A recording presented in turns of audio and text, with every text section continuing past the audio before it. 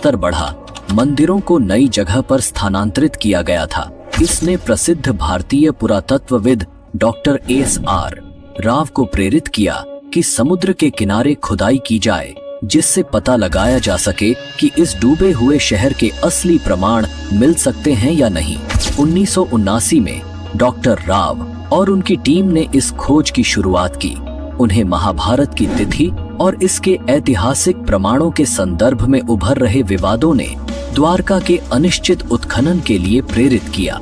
खोज के दौरान समुद्र की गहराइयों में द्वारका के महत्वपूर्ण अवशेष मिले, जिनमें 560 मीटर लंबी दीवार भी थी, जो महाभारत में वर्णित द्वारका की दीवार से मेल खाती है।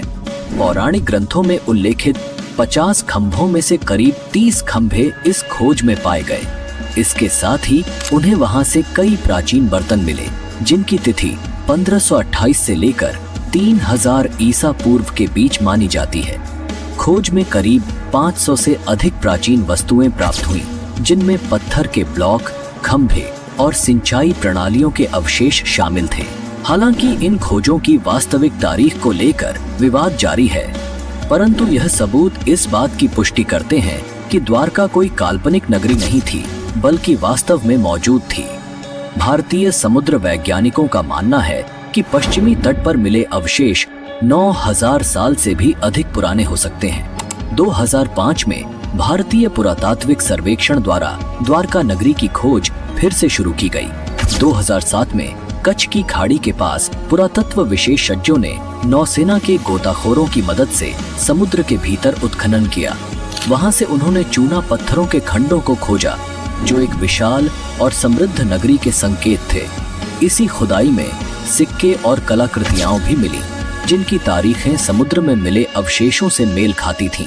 पुरातत्व विशेषज्ञों के अनुसार द्वारका के तटीय इलाकों में 9 किलोमीटर लंबी एक प्राचीन नदी भी खोजी गई, जिसके किनारे प्राचीन सभ्यता के अवशेष और शिल्प पाए गए। इन शिल्पों का कार्बन डेटिंग परीक्षण किया गया, जिससे यह साबित हुआ कि ये अवशेष 9000 साल से भी अधिक पुराने थे।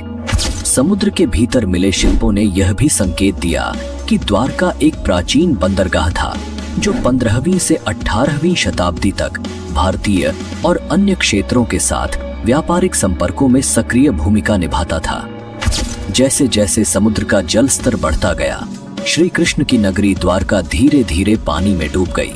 लेकिन सवाल यह है कि समुद्र का स्तर तो धीरे धीरे बढ़ता है, फिर महाभारत के महाप्रस्थानिका पर्व के अनुसार अर्जुन की आंखों के सामने कैसे एक ही पल में विशाल लहरें द्वारका को अपने बहाव में समेट ले गईं। आज भी कई लोग महाभारत, रामायण, भगवान विष्णु के अवतार और अन्य पौराणिक कहानियों को मिथक मानते हैं, लेकिन द्वारका ही नहीं, और भी कई खोजें इस बात का प्रमाण देती हैं कि मानव का अस्तित्व सिर्फ हड़प्पा और मोहनजोदड़ो के समय तक सीमित नहीं है, बल्कि उससे भी हजारों साल पहले का है। श्री कृष्ण की नगरी द्वारका सिर्फ एक पुरातात्विक खोज नहीं, बल्कि एक सांस्कृतिक धरोहर भी है, जो हमारी आस्था, इतिहास और विज्ञान को एक साथ जोड़ती है।